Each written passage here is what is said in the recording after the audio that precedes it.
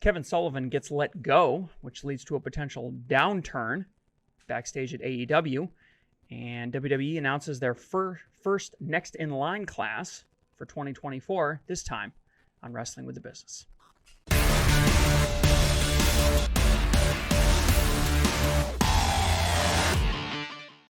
Episode 35. Here we go. Wrestling with the Business. He's Jeremy. I'm Dan. Matt is off for tonight. We got a lot of stuff to go over, as Jeremy referenced. Maybe a little bit of depression hitting AEW. We're going to talk about a new class of athletes in WWE. And, of course, a lot of other things right here on Wrestling with the Business. So let's jump right into it. What do you got for the first one? Well, Okada's contract is up with New Japan Pro Wrestling. We've talked about that. We've kind of mentioned it. Those of you guys that watch AEW have seen him. He was at All In. He's been at several specials that we've done, Forbidden Door. He is basically the face of New Japan Pro Wrestling, and he's said very openly that he's interested in going both WWE and AEW. However, I think I did read an article saying that the betting odds in Las Vegas have him staying with New Japan Pro Wrestling. Do you think WWE would even make an offer for him? He doesn't seem like he fits. I mean, I don't know that much about him. I just know that what I've been reading, and I'm sure what you've been reading, is that it seems like everyone is pretty much interested in him. He's the kind of guy he's obviously going to attract a draw. He's obviously a good wrestler. It's kind of that, looks like both wrestling companies are going down that road. Those are the type of athletes and talent they're trying to get. I think that's the kind of question you have. You have AEW that is on the side of, we need to try to get new eyeballs, right? One of the ways to do that is to try to expand internationally. And then you have WWE that has already sort of been very open about that strategy. I think he's more fitting in AEW, obviously with New Japan and everything, or Ring of Honor and everything. I think he would fit better in AEW. However, I think WWE is lacking a little bit more of that. And they're probably trying the Japanese presence? For sure. That type of, those type of talents. And I feel that WWE, if they want to get into that, in that, that region, the Japan, that type of, they want to start doing more shows and stuff over there. I think it makes sense they try to sign him. And it is interesting how they've gone really international. They're not really afraid to step on anybody's toes except for Japan. Yeah. They don't go to Japan. No. They don't perform in Japan. It's a very different wrestling culture over there. Which I understand. Pick what regions you want to go in and which one you don't. They obviously don't want to invest in that yet. And they know there's a lot of competition there. It'd be a tough nut to crack. Yeah, so why invest the money into it if they know it's going to be an issue? I think one thing's for sure is that NJPW, New Japan, is the only one that really needs him. So they're going to do whatever they can. Oh, they got to make sure. Right now, we talked about this, all the business talk the last couple of months. It's all about money right now. It's probably a good time to be a successful talent. I think if he went anywhere else, he'd get buried. If you're not, if you're anyone that's in the Drew McIntyre, I don't know what's going on really behind the scenes, but yet he's probably a well sought after talent right now. Oh, sure, yeah. So people are going to spend money. It's a good time to be a established wrestler with a contract up because everybody's looking for talent. And they know there's money. They're getting all these TV deals coming out with huge amounts of money, so they know there's money out there to be had for sure. That doesn't surprise me. In addition, NWA Billy Corgan of Smashing Pumpkins fame, who owns NWA, has extended into another promotion, a new territory, Joe Canzana Promotions in Tennessee. Not going to make a huge amount of splash, but what I will say is that it creates another opportunity for him to try to go mainstream. NWA has been really trying to get a foot in the door with television rights and streaming and stuff like that. And I think it's just another step. He has a name. That. I think that's not going to hurt him. He doesn't seem to be leaning on it very much. That's what's so kind of odd to me about it is I would think he would have a little more clout with a name like that, but it doesn't seem. I'll leave it this way. It's always. I always look at. You can tell if something is going the right way or not the right way when you start reading more and more, and their name starts popping up more and more and more. And he really hasn't been relevant for a while. And last 2 weeks, I've seen his name more and more and more. Yeah, it's definitely helpful. So it's clear that it's starting to get some traction. It'll end up being a big deal. I mean that type of stuff. I don't think it's ever gonna him signing and him going there. I don't really know. We kind of say all ships rise with the tide, but you've got obviously AEW 67% revenue increase over the last year. You got WWE with these huge signings. Obviously, 2 out of the 3 still waiting on Raw, but these huge contract signings.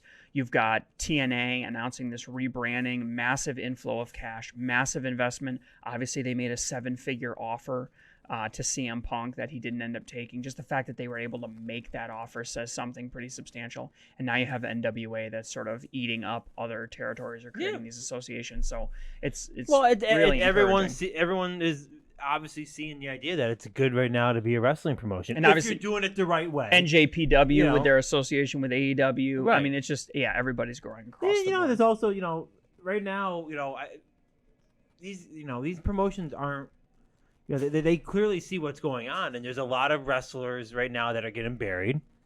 Like if I'm a guy that's very low tier right now in either AEW or WWE, we've talked about this type of situation all the time. It's better to leave, go to a promotion where you can build yourself, and you have the TV time, you have the match time, you have the ring time, you have so someone leaving AEW or WWE and going to NWA and becoming a talent, or TNA and becoming a big talent, or New Japan, and then they come back and now they're getting the time at WWE, they're getting the time at AEW.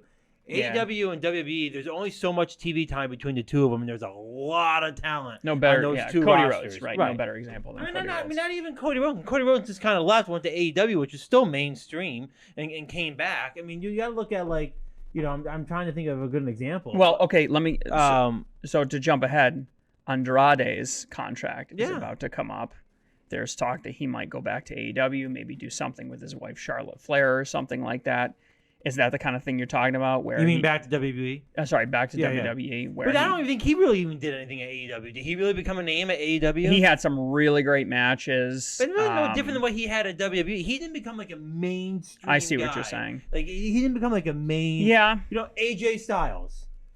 Okay, well he didn't leave and come back, but he TNA, built himself at TNA. Right. And then when he look at how much money he got at WWE, big difference. Yeah. He was at a smaller promotion. And he stayed there when a lot of those guys left. The Kurt Angles, the Stings, the Hogan, when they all left. Yeah. And then the TNA kind of became really, really small, and they were struggling for a while.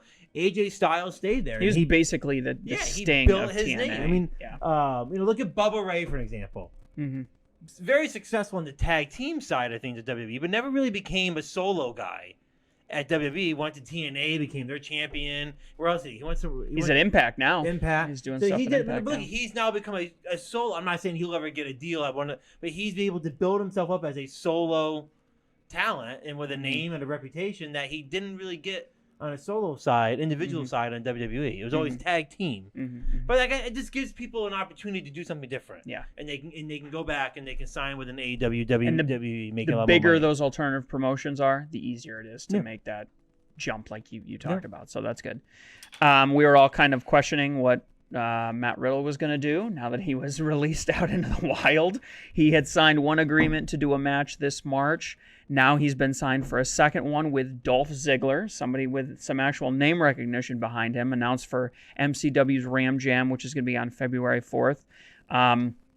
It's interesting to see you kind of have these talents that are sort of too hot to handle in the mainstream that are kind of trickling down, I guess. We kind of talked about it. Oh, well, you got these brotherhood or these cousins that are kind of associating, talents kind of jumping between them. But now you even have the rejects are getting so big. A guy like Matt Riddle has become so big that he can be a draw at an OVW or an MCW or name your promotion, whatever it happens to be. I mean, I'll be honest. Riddle and Ziggler, I don't care what they do anymore.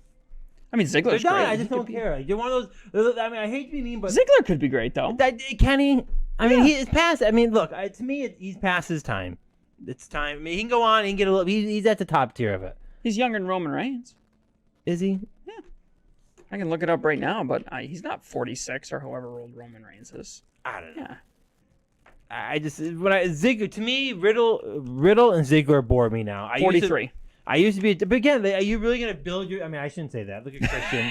Look at Christian's all of a sudden. I mean, he's got to be what, 45, 47? 50 more. I mean, 51. He's building himself up. So I shouldn't say that. Chris Jericho. So I mean, but Ziggler, I'm just kind of. He's one of those guys that I'm tired of watching him trying to be the top guy and never getting there. They should have gave him his time. I'm just over. I'm just he's AJ Styles is older too. Yeah, I mean, I think he's done what he needs to do, and it's time for him to move on. Yeah. You know. All right. Let's talk about AEW. Let's jump into AEW. So this week, drama on the AEW side. Kevin Sullivan, who is the VP of post-production, got let go. So this comes on the heels of QT Marshall resigning. I think it was 2 or 3 weeks ago, saying that he kind of wanted to take his career in another direction. Mm-hmm. Kevin Sullivan, who had a lot of carry backstage, there's sort of these rumors coming in that there's sort of this, I don't know how to say it, WWE-ification of the AEW brand, at least backstage, that I think people are talking about. And there's a lot of... What do you mean, trying to become like WWE? Yeah, there's kind of this concern, I think, backstage. You know, they see that the shows, the ticket sales aren't where everyone would want them to be. They're selling 3,500 tickets instead of 5,500 or 6,500.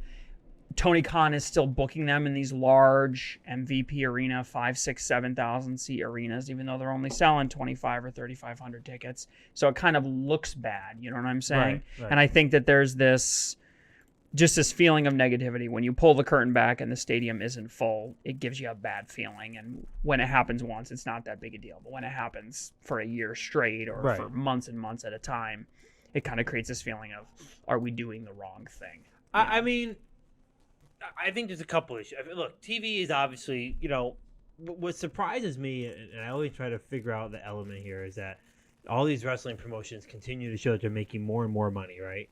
But yet, arenas are getting less crowded. That people are watching. The money's not coming. So it's just like, live show. So how are they making more and more money when you see less and less and less engagement in you know? I mean, a perfect example. I saw a photo of someone that posted on Raw that I know. It showed the camera side, the hard camera side. They literally had the upper deck all curtained out on the one side. I was like, you know what? And it was like 7:45, 7:50 when I saw it. I go, you know what? I'm gonna watch the beginning of Raw, and I want to see how they play it, where they don't. And they do a good job. They zoom in it. nice. They zoom in, but the other side, the top tier, was all full. But you don't think that when you're sitting there on the other side, you're looking, it's all empty. It just loses. Like back in the day, that was never empty. That was always full. No, yeah. So like when you sit and you look at that, and you look at declining ratings, and you like, I say to myself, how do they continue to post numbers that are just like phenomenal? The other thing that hurts AEW is instead of going the WWE route, which is kind of like keeping shit in the family. Right. People are posting on social media. Britt Baker's posting about how she doesn't feel like she gets enough mic time.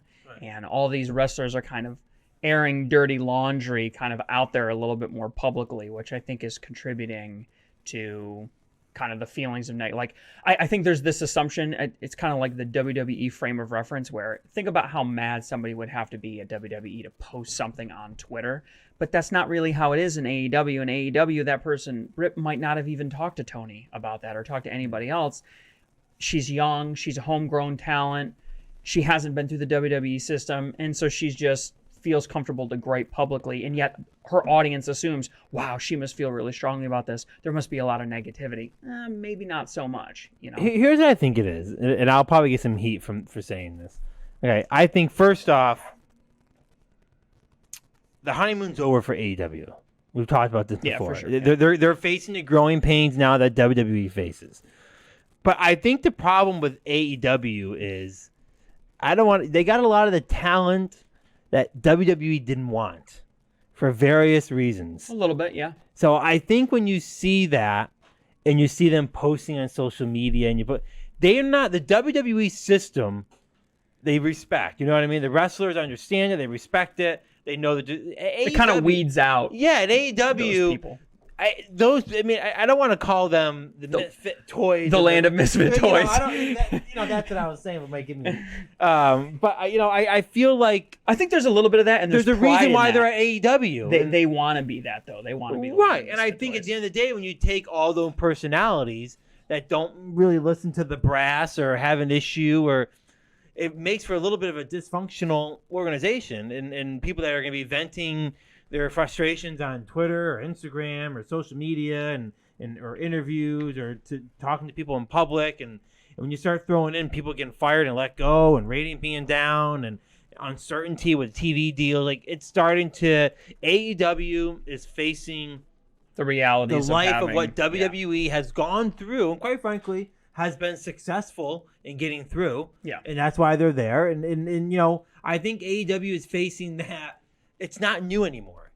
You know what I mean? For the first 2-3 years, it was new. It was an alternative. It was new. Now it's kind of like, okay, it's wrestling. Now they're getting into that, you know, when something's new and it kind of ages out a little bit. Now it's just kind of idle, and it's like, oh, you got to reinvent yourself again. You got to do something. I think the loss of CM Punk was a real kick in the teeth. I think it is. I think a lot of things happened at once. Process of recovering from that. You know, and they try, and I do think they have a very crowded roster. It's very chaotic. I watched Dynamite last week. There's just so much going on. There's never one match with just two guys in it. There's always interference. There's always a manager coming down. It's a tag team. It's a triple threat match. It's never just 1v1. You know, and I think that there's just so much going on. People coming from the stands, coming onto the ring, interference, being attacked on the stage. It's like somebody's wife shows up. Yeah, it's just like you get lost in that. And I think not only you get lost as a viewer, but I think the wrestlers and the talent are getting lost. And like these guys are getting 5 minutes of TV time. You can't build a character. You can't build a talent, a storyline with 5 minutes of TV time. And I think people are starting to see that. And I think the wrestlers are starting to get upset, which kind of goes into our next topic. A lot of negativity backstage at AEW. Yeah, I see why. That's the cause. I mean, they actually listed, and this comes from Wrestling Inc., they actually listed a couple of the actual items. They talk specifically about alleged backstage fights, wrestlers publicly speaking out about their booking, poor ticket sales, and key staff and performers departing the promotion. So that's kind of how... It's not good. I mean, but again, this is despite the financial success of the company, a 67% Well, increase. so we think. Again, they're not... It's not... It's a privately owned company. They really don't have to release any information. Yeah, I mean, it's definitely not as rock solid as the TKO and the WWE reports, but I mean, that's even. Have you ever thought that maybe that's an issue for AEW? What do you mean? When it comes to TV deals, that they're not private, they're not publicly traded? Not really. Well, if you're Warner Brothers, right, and you're working out deals and you're not, they don't know if you're telling the truth or not. I mean, I get. You would have to have disclosures. There's all. There's some. You know, the problem is everybody's looking up each other's skirts. The problem is AEW has no one to report to. WWE does. TKO, the shareholders, like AEW, it's Tony Khan. It's Tony Khan. He doesn't have to. There's positives and negatives to that, right? Tony can jump on a good idea immediately without having to ask the board. And at the same time, if Tony makes a mistake, like it's hard to escape the consequence of that. Right. You know what I mean? There's nobody checking your work, I guess. I just think they just got it. They gotten themselves into a little bit of a... It's democracy versus dictatorship. Right. Well, it's a dictator. I mean, for AEW, it seems like that's what it is. That's effectively what it is, even WWE with shareholders, it was like a dictatorship. Well, Vince McMahon did what Vince wanted to do. Yeah, we'll get to that later. Creatively, he did what he wanted to do, but he still had to prove that he was making money. Otherwise, which he did, and he was good at. And he did. So, well, on a more positive side for AEW, so we're a week into All In 2024 at Wembley Stadium ticket sales. There are 34,000 tickets deep in the first week. They sold 34,000, representing more than $4 million in revenue. Obviously, there was some controversy over this year's show. Did they sell 80? Did they sell 75 or 72? I think no matter what, they hit the ball out of the park. They're on target to exceed, I would say. I mean, they're 9 months out from the show, and they've already sold 34,000. So that is a great sign, I think. For sure, All-In's going to happen, and everybody's going to be scrambling to try to get on that show. Very few people already have a guaranteed spot. Will Ospreay being one of them, I'm sure. Oh, of course. One of the only guys with a guaranteed spot. I mentioned it earlier in the show. Andrade's contract is coming up soon. There's some question marks. Could he go back to WWE? To your point, he really hasn't sort of gotten the chance to become the champion that he wanted to. To me, if you ask me, if he came, I don't think people would be excited. The only reason, if I'm him, the only reason why I would want to do that is to just be able to see my wife more, because theoretically, I think what could end up happening is WWE could sign him to get rid of the risk of Charlotte leaving to go, because she has said numerous times that one of her goals is to wrestle with him in the same, like I don't know what, in the same match or same type of storyline, or. And WWE's really kind of beefing up their women's division now with Jade Cargill signing. There's rumors that Mercedes Moné might be interested. She's kind of winking at coming back as Sasha Banks. Obviously, that'd be a heck of a signing if they could get her back. So, I mean, if the women's divisions, they don't want to lose Charlotte.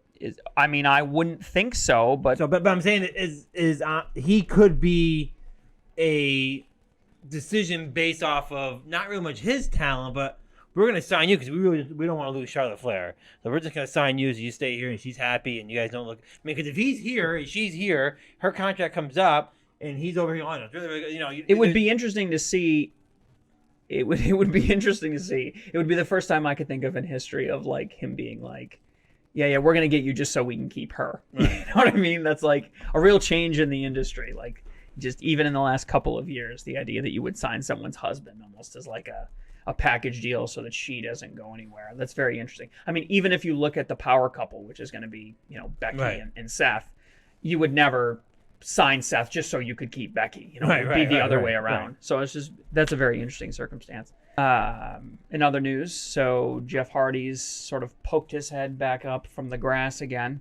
He got on his brother's show. I think it's called The Extreme Life of Matt Hardy. And he talked about how way back when he, I won't say left, I'll say got let go for WWE, he kind of felt like he was kind of wandering around as a ghost backstage. What am I doing here? I'm not on TV. What's my purpose?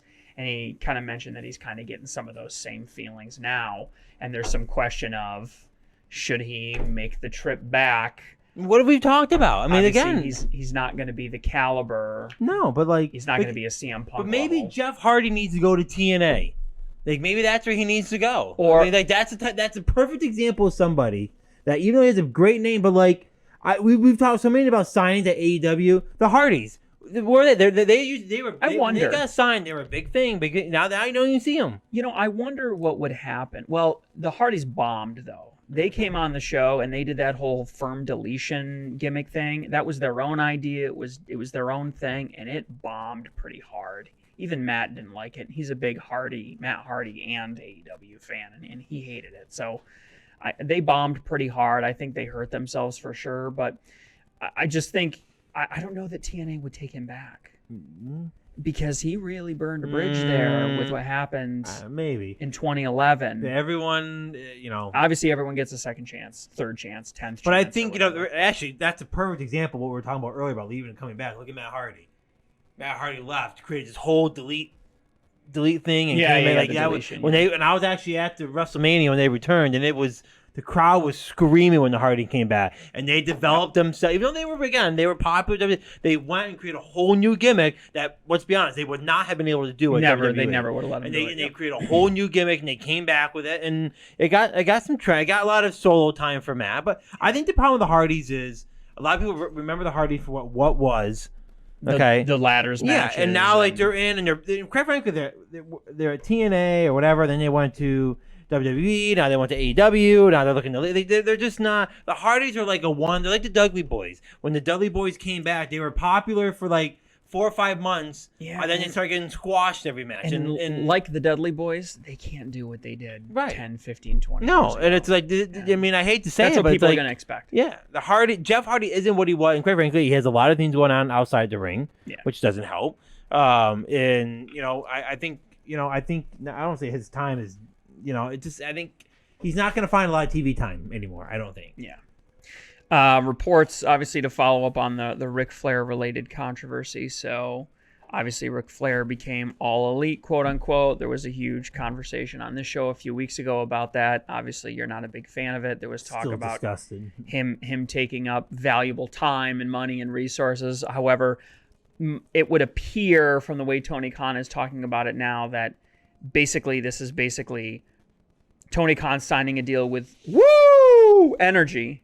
And basically Ric Flair coming in as part of the deal, saying like, hey, if you sign this contract, I'll come in and I'll be on your television for free. Which is sad. It's sad that that's what he had to do to kind of get a deal. I don't think it's. He said he went to WWE first. I never heard back. I don't think it's what Rick had to do to get a deal. I don't think he had to prostitute himself out there to get the deal. Mm-hmm. I think it was one of those like, hey, I want to be around my buddy Sting during his final run or whatever. It would help you. It would make me feel it would be a personal favor to me. can we make this happen kind of a thing. I think that he probably would have gotten the deal with Blue Energy without throwing himself But he out did. there. I don't know if we ever talked about it, but I guess he did it. He was on a podcast or a show, and he referenced that he reached out to WWE. Yeah. But they're just so big and with so much stuff going on that they never really got back to him on it. And so he ended up, pitching it to AEW, and they got back. Yeah, and actually right after we recorded last week, a tweet broke from Ric Flair, basically in response to a lot of the hate that he was getting for being on television. I think a lot of the fan base, or some of the fan base, felt the same way that kind of you did about it. And he basically came out in a tweet and said, hey, listen, I really just want to be there for my friend Sting. And if this is a problem for anybody, I'll back away. I'll be honest, you can say what you want. There's going to be a lot of people that have developed themselves in WWE that I think are going to take some hit. Hey, look. Not the best guy with a reputation either. Ric Flair does not have a great reputation. I know that. But look at Edge and look at Christian.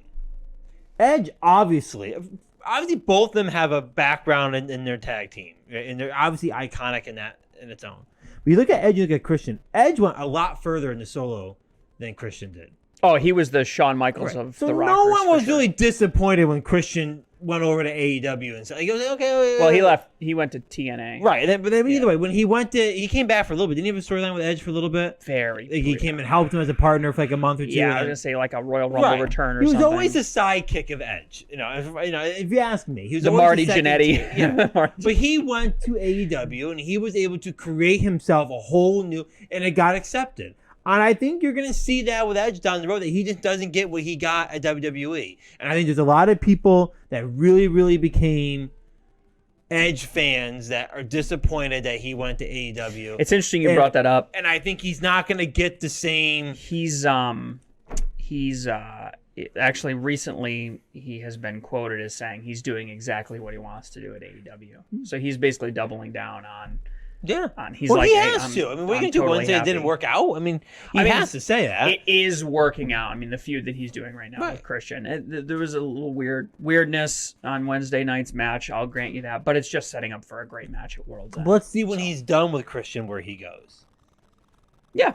And that's right. I think he's going to be right. like. I think he's doesn't have like, legs behind. Right. I think he's going to be like Mad Jeff Hardy and he gets buried at some point. We'll see what happens. Because it's just he won't be that new cool signing. He's never going to be top tier. They're just not. Collision is sort of still on the road to recovery since the departure of CM Punk. This past Saturday, they did 451,000 viewers, which is a huge increase. Obviously, they weren't going up against Survivor Series, so it's about a 40% increase from where they were last week. But they're back up 451,000. It's their best showing since October. So again, still a far cry from the roughly 700K that they were doing on a reasonably regular basis. Way too big, too quickly. Collision. But they're recovering well. Like I said, I mean, they were down in the 200 and something thousands. If I was Tony Khan, I cut Collision, I cut Rampage, focus on Dynamite. He should cut Rampage and cut about 30% of the roster. Only reason shrink back down to the guys you need and create a new. He got too big too quickly. The only reason he still has Collision or he still has Rampage is because he wants to bump that TV deal, get as much cash as he can from that TV deal. But he doesn't want to do it at the expense of you're watering down your product. His heart is not in it. His heart is not in it at all. You can see it. He's getting tired. He's getting worn out. The Von Erich family is going to appear on AEW Dynamite Winter is Coming, which is kind of cool. The Von Erich family, basically one of the founding royal families of professional wrestling. In addition, this is obviously to boost the movie coming out called Iron Claw with Zac Efron, which is coming out, I think, December 22nd. Look for Falls Count Anywhere. We're going to do a watch and review on that one. That one should be fun, but just good to see him in front of the camera again. I know it's good for them and it's good for the fan base. And again, you really wouldn't see that on WWE. It's a great way for AEW to kind of differentiate themselves from the other promotion. Last but not least for AEW this week. So, Bryan Danielson is apparently a staple on the AEW disciplinary committee. And apparently they have some interesting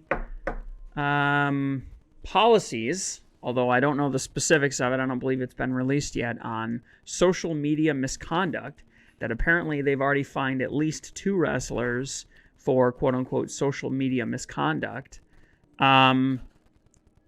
I guess this kind of harkens back to what we talked about earlier about the WWE-ification. That's the kind of thing that's very WWE-esque. Is that a good thing or is that a bad thing? Should wrestlers be allowed to spread? I mean, you're kind of got to strike this balance, right, between creative openness and restrictions. It's a tricky subject, and we've always especially with guys like CM Punk, right? That behavior clause. How do you write that? You know? Right. It's a tricky subject that I mean, you can build into content, you can build into storylines, you can take reality and put it in with fiction. I mean, you gotta be careful with it. I mean, it's one of those. As we always talk about, you don't know what's real and what isn't when you see posts. WWE is so, or not, just wrestling in general is so like, you don't know. Like when someone right now, if someone were to go post something just absurd on Twitter, we wouldn't know if it's part of a storyline or not. Yeah. I mean, look at the CM Punk mic drop situation. We didn't know if that's real. Was that real? Was it real? We don't know. We don't really know. The pipe bombs? Yeah, we went up in the microphone. He sat down. They cut out. Was that real? Yeah, the pipe bomb. Did he really do that, or was that part of a story? Like, you don't know. Half and half, probably. Yeah, right? you just don't we live in that time of wrestling. You just don't know what is what. That's the new kayfabe, I guess. So it's kind of like it's hard to, if you read about it in the after fact, oh, this guy got disciplined for saying that. Oh, okay, that wasn't real then. So that wasn't that was real. Yeah. He went in there and really said something he shouldn't have said, or she, or so it's kind of like I don't think we'll ever really read too much into what who actually gets disciplined and for what reasons, and then it kind of takes away from you'll be able to pinpoint. Oh, that was a real situation. He was really unhappy with that. Related, Jack Perry's suspension is over. So Jungle Jack, apparently he had I'm guessing about a 2-month suspension because I've read that it was over as of October. But why is he suspended? He was involved. Oh, I know why, but why? CM Punk left. Well, yeah, but he basically, my understanding is that at All In, he basically instigated the fight. So if he instigated and started the whole thing, then why did CM Punk get fired? I think because Jack Perry didn't threaten the owner of the company physically backstage. Did CM Punk say that when he was walking out? Did you threaten him? No. My understanding is that there was an altercation between so there was some heat building between the two of them over some using real glass at a spot, right? Mm-hmm. Then they get to All In Wembley Stadium, and he does his match and comes out. Jack Perry does a spot on top of the limo where he puts he went through the real glass. What's his name through the glass, and he commented, and then he made a comment. Then CM Punk came and confronted him, and then that escalated in guerrilla position with Tony Khan. That led to CM Punk threatening him physically and otherwise. Obviously, at that moment, they just kind of separated everybody in the moment. Punk came out almost immediately after that for his match.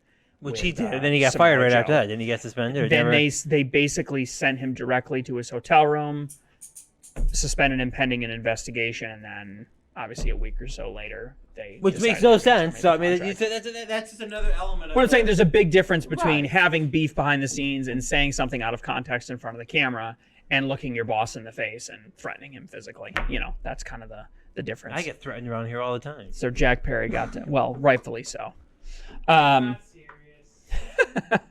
Jack Perry, they're keeping him off, so hopefully, evidently they still plan on using him. He was a really great character when he was working the face. We'll see how far that goes. If he takes heat for the reason why CM Punk's not here anymore. Well, I think if I'm Tony Khan, Jack Perry's never going to see the camera again. That's why I think they're leaving him off. They want to do a brand reset and determine whether he's going to be. I think he's poisoned for the TV contract too. Right. They want to get that signed. No, but if I'm Tony Khan, I'm saying, this guy just cost us a lot. I'm not putting him on the camera.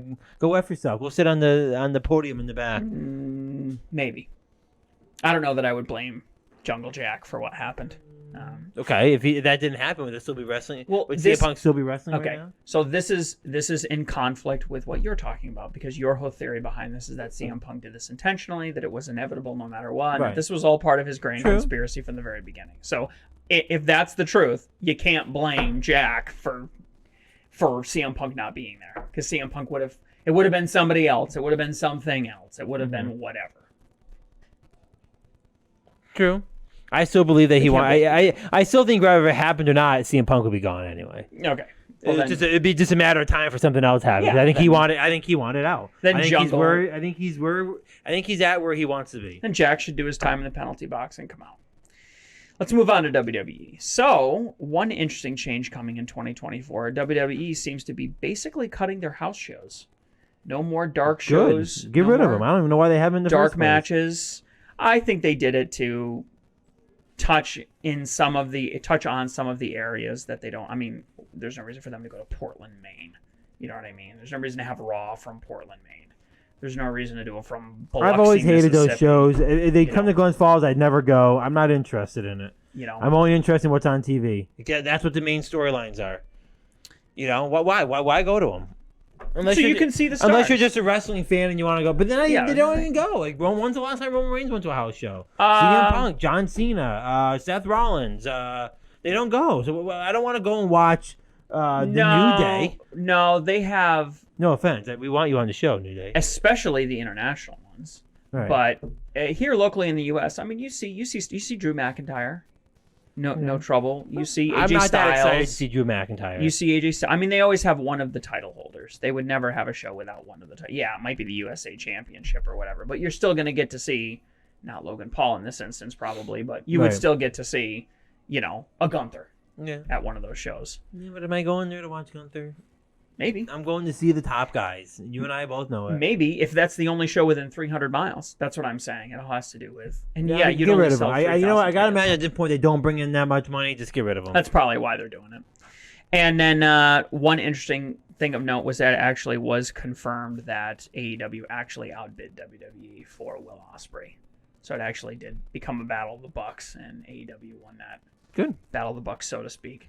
So I think putting all their eggs in the Will Ospreay basket. That's a signing that AEW needs. Yeah, but for sure. again, I feel like the well is going to run out eventually. You can't keep signing everybody, and then they just signed Edge. They just signed Will. They just keep signing and signing and signing and signing. You sign Will Ospreay, you guarantee All In as a sellout. Yeah.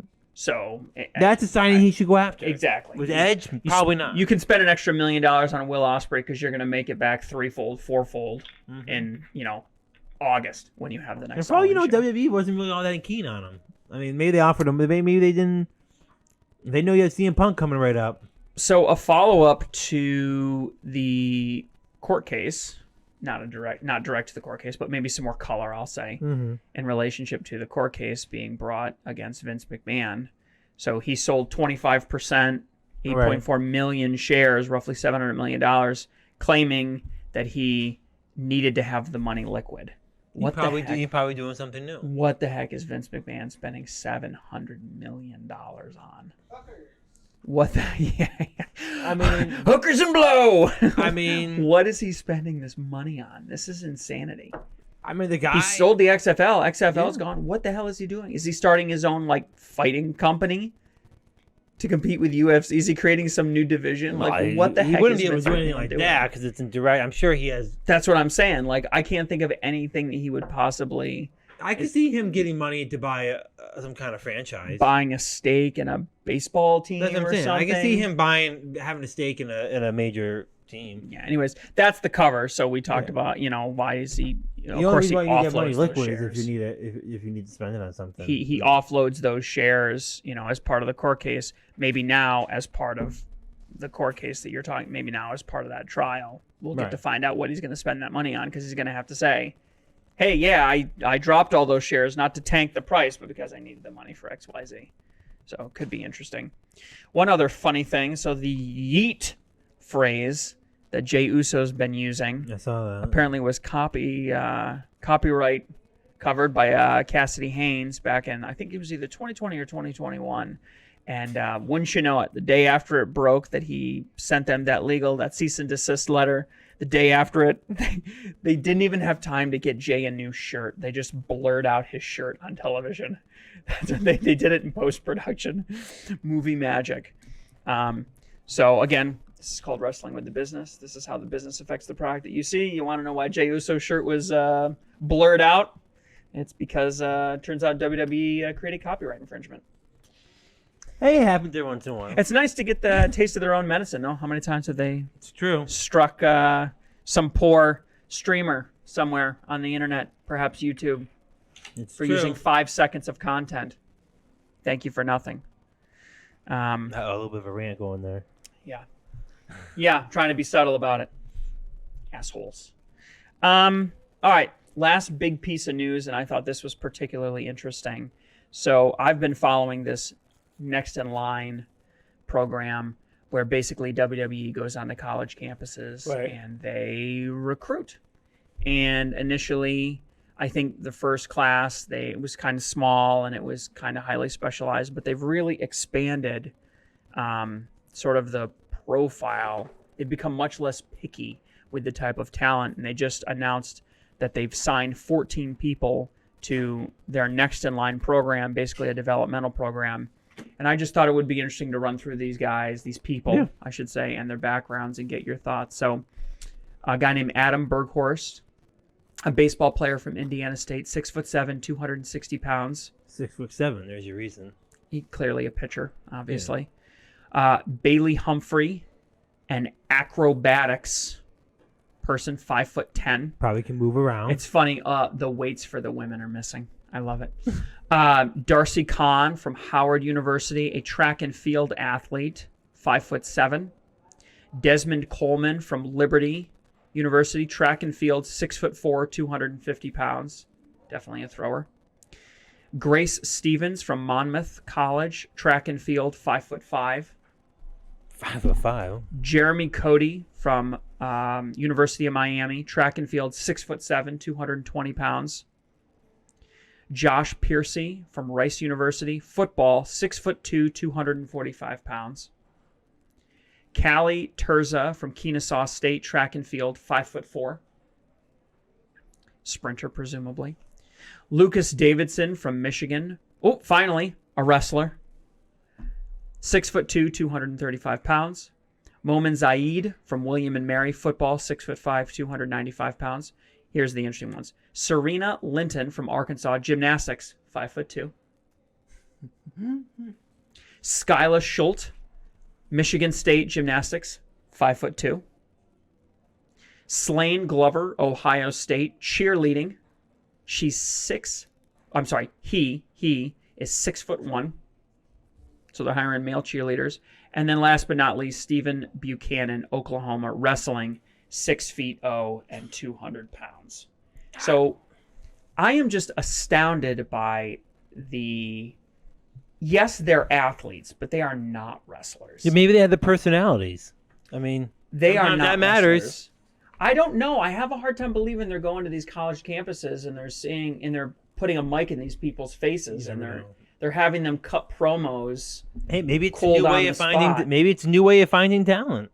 You gotta look in every corner to find talent. I mean, it's a new way to find talent, but are you finding? Do they have the right size, the right weight, are they the right height? Do they have the build? Do they have for what? Anything? Look at all the various type of wrestlers that are in WWE and they're all wrestling. Well, that's what Small, I'm saying. big, large, skinny. They're all over the place. I mean, they all have different.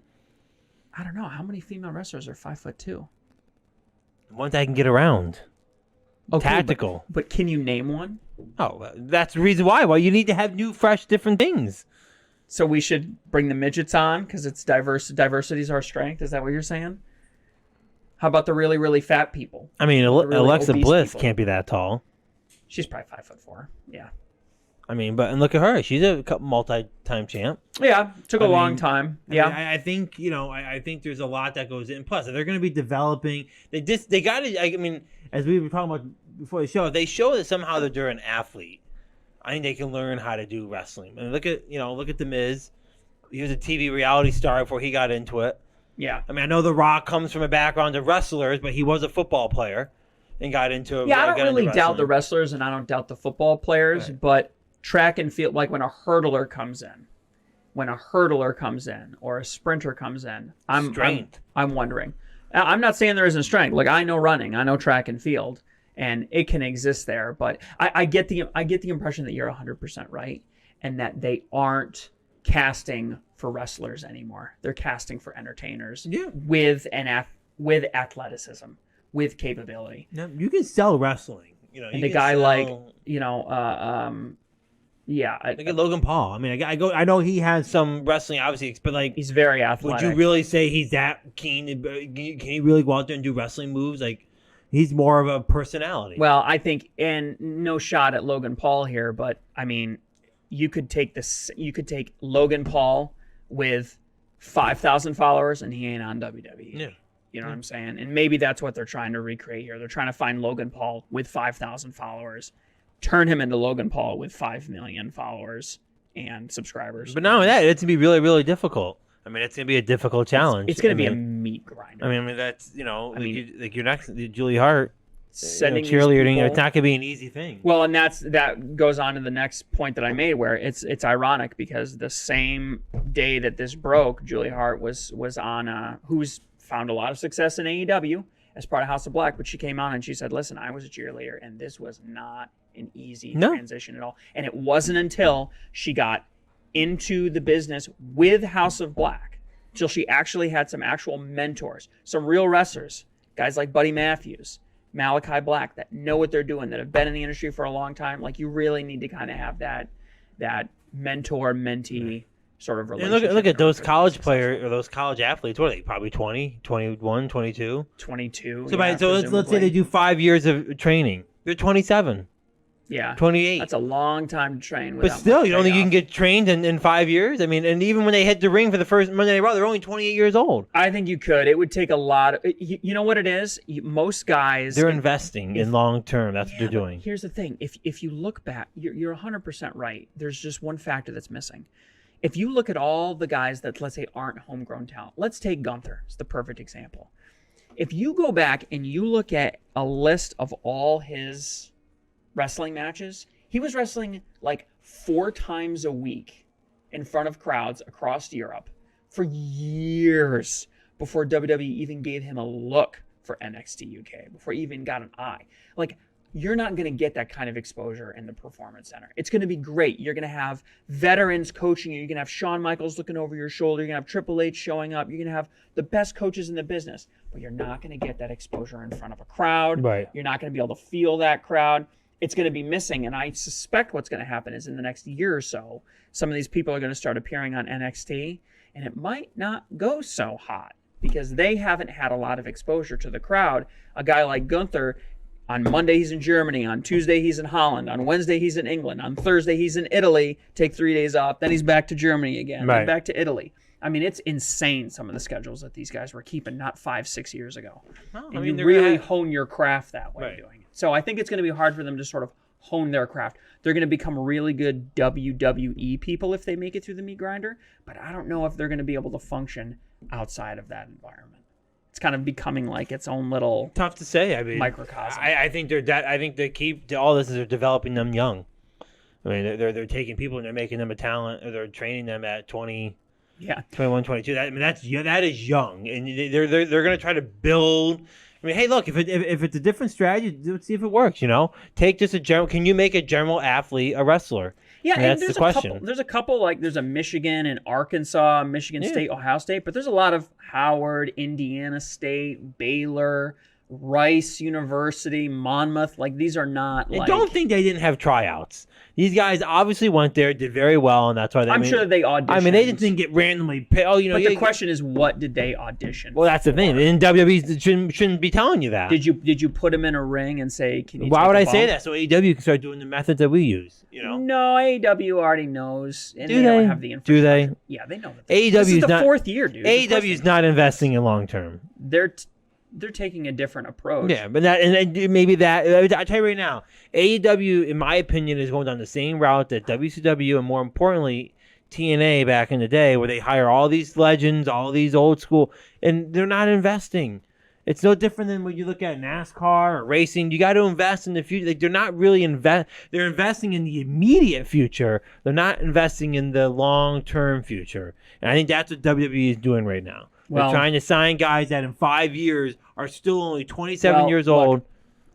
You're right. And they're hitting the ring, and they have 5 years of training. When you become a $10 billion company, it's a lot easier for you to do that. Yeah, it's true. But when you're Nick Khan has more money than WWE has. When you're 4 years in, yeah, but Daddy's not going to give him access to all that money. When you're 4 years in, let me put it this way: whether you eat next week or not, you have to breathe in the next 3 minutes. Yeah. And I think Tony Khan is rightfully focused on breathing in the next 2 minutes versus eating tomorrow or the next day. Well, he's got to figure it out. And that's the challenge. Once you have capital, which is oxygen to any business. Once you know that you have secured capital, then you can start focusing on more long term. So I think that is part of the future for both WWE and AEW if they, knock on wood, make it the next 10 years or so. That's what's going to happen. We shall see. Anyways, let us know what you think below. What do you think of the new class coming in? What do you think about AEW? Where are they going? Are they on the downswing? Are they on the upswing? And what should Kevin Sullivan do after this? Because he's a pretty hot commodity backstage. TNA. He'd be a huge find for TNA. He actually worked with TNA a little bit, so could be interesting to see if he could make a run back with it, but it could be a good fit for him. So anyways, thanks for watching. Subscribe, comment, let us know what you think. You keep watching. We'll keep wrestling with the business.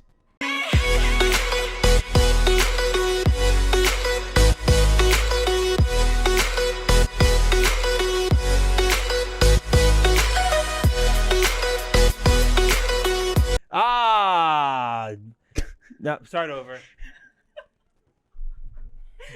I forgot what I had to say for a minute. Are you ready? Put that at the end, Steve. Yeah, it'd be funny.